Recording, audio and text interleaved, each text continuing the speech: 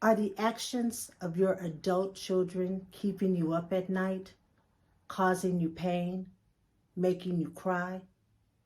It just might be time to divorce or call it quits on your adult children.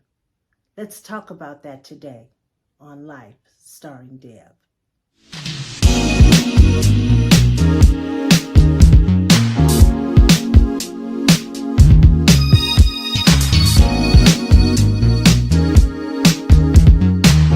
Talking about it with others, it really does make me feel good, and it makes me feel like I am making a difference and I am definitely helping out in situations. So I appreciate you. Please keep coming back.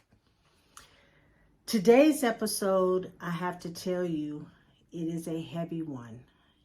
Usually, the episodes that I bring you are episodes of things that I deal with or have dealt with or have worked through, um, knowledge of certain topics. Today is not that episode.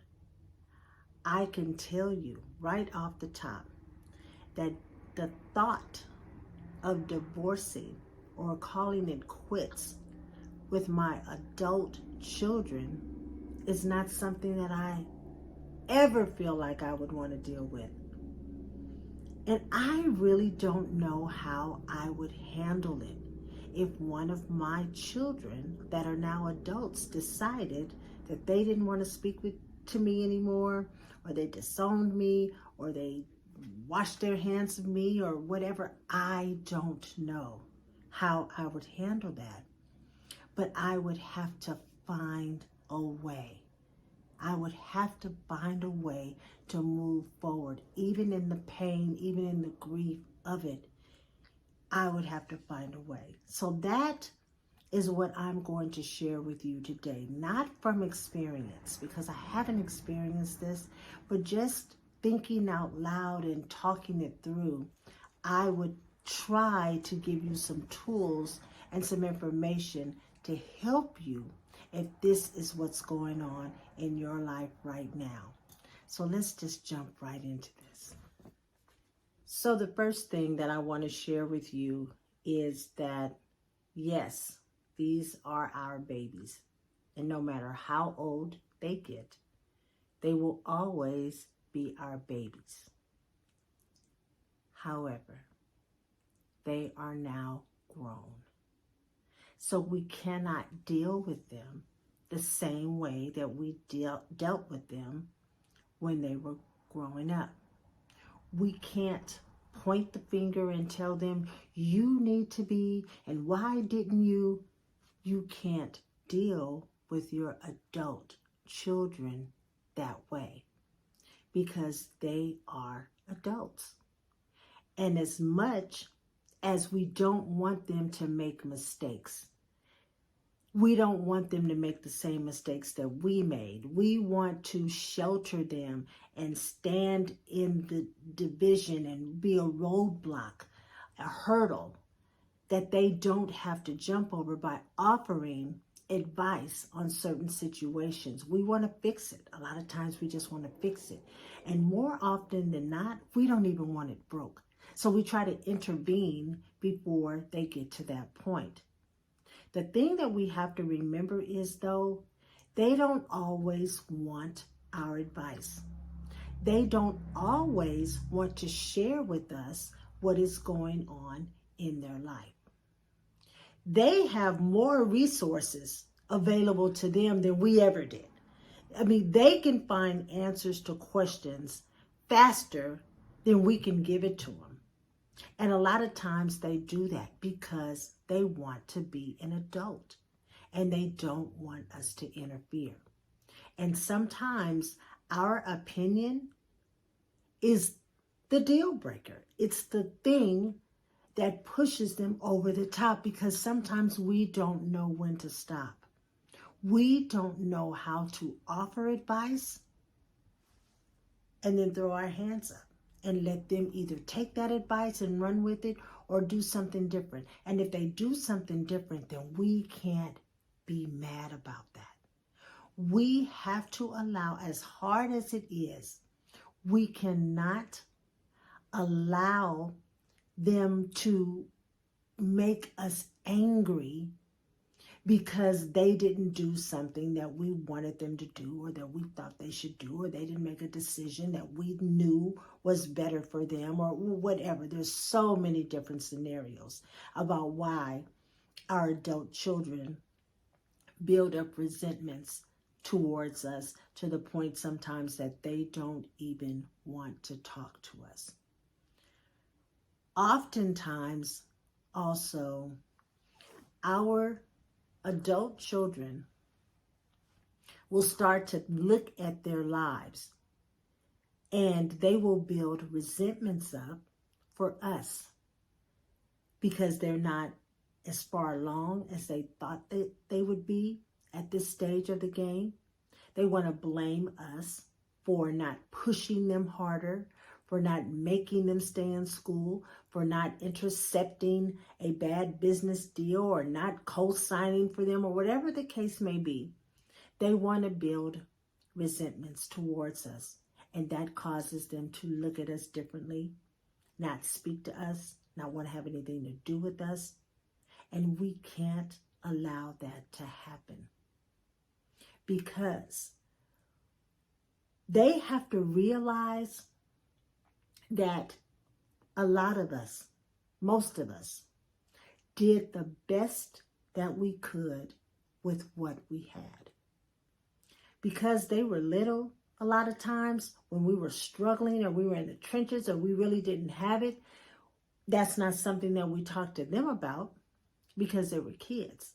But as they grow up and they look back on their life and they will wonder, well, why didn't I get to do this, or why didn't I get to do that, and why were you always gone, and why was I always with grandma, and grandma was always there. And then they start to feel like, you did something wrong, because sometimes we had kids at a young age, in our 20s, early 20s. And yes, that is the time that we were partying and we were hanging out. And we did rely on our parents to babysit, to watch the kids so we could be 20, 21, 22, however we are in our early 20s. But the kids don't remember that. They don't know anything about that. They just know that grandma was around and you weren't. But then they also don't know that when grandma was in her 20s or whatever it was her mama and daddy that probably helped, the grandmother. But of course, this is information that we don't share. We don't have to share. But what I'm saying is, it's things like that that build resentments up in our children. And once they get to be adults, they lash out at us. They stop speaking. They're angry because they are not further along than they think that they should be. But at some point, these grown children have got to stop blaming the parent for what they didn't have and start to move in a direction that they want their life to go as a grown adult.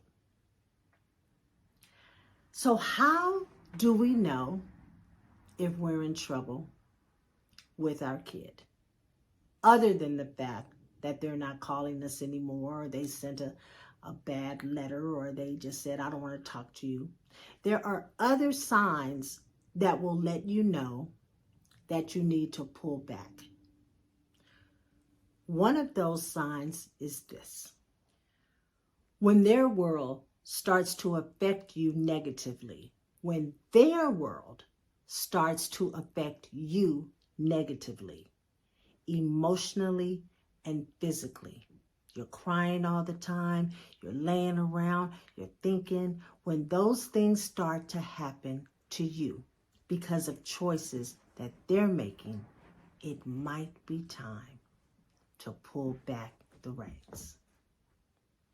When you cannot possess their choices in a healthy way, when you cannot process their choices in a healthy way, when you start to overeat, you might start drinking, you might be sleeping on the job or not going to work at all because you're constantly thinking about what your adult child is doing or not doing. You are processing their choices in a negative way. When that happens, it might be time to back up. When you are obsessing about what they're doing, going to their Instagram, going to their Facebook, going through their emails, and you're calling their friends and finding out where were they, what are they doing, looking at their pictures, analyzing who they're with, and that's too much. You can't handle it. And then you call them on it, and then they start to get angry with you, like, why are you checking my pages? Why are you calling my friends? And they get mad. See, you cannot adult them that way.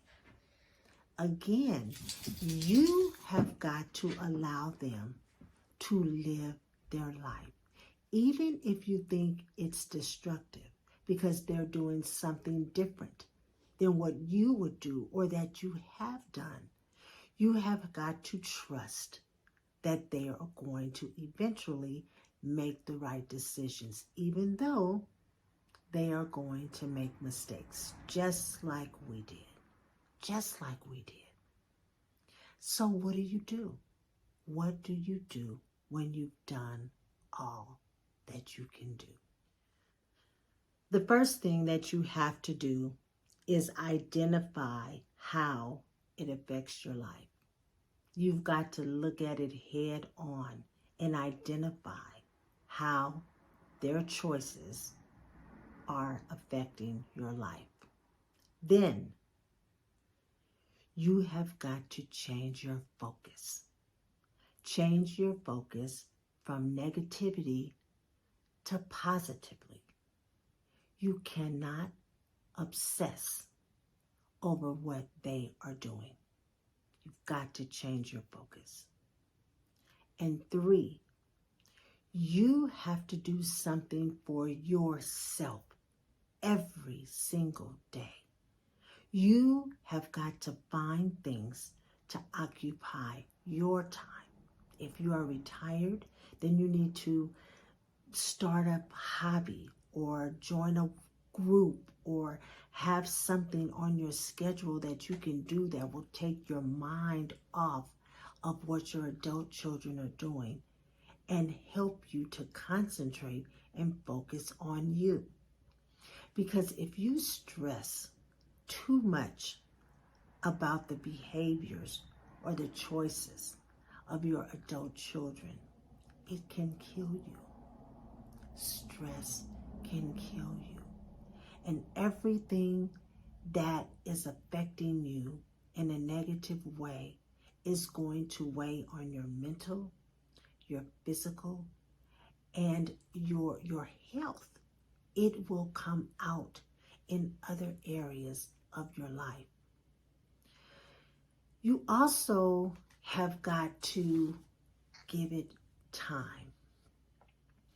Once you have reached out to your adult child and you have let them know that I miss you, we need to talk, what's going on, whatever the case may be, give it time to work. Now, that doesn't mean when I say divorce them or call it quits, I mean divorcing and calling it quits from the obsession of it. But that doesn't mean that you're going to stop loving them. You have to love them through it all anyway. This was not an easy episode for me to bring because there's pain in this. A pain that I don't understand, a pain that I hope that I never have to go through. But I know there are those of you that you are dealing with this. If it gets to the point that it is too much for you and you find yourself becoming depressed or some of the other symptoms that I mentioned in this episode, not eating, overeating, drinking, anything like that, seek out help. talk to your medical professional, get some resources, talk to someone who specializes in this area, because we need you to be okay.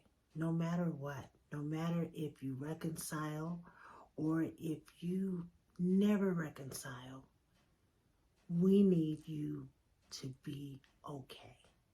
And there are people out there that can help you to navigate through this journey of your life that is difficult. But you don't have to do it alone. So that is today's episode. I hope that this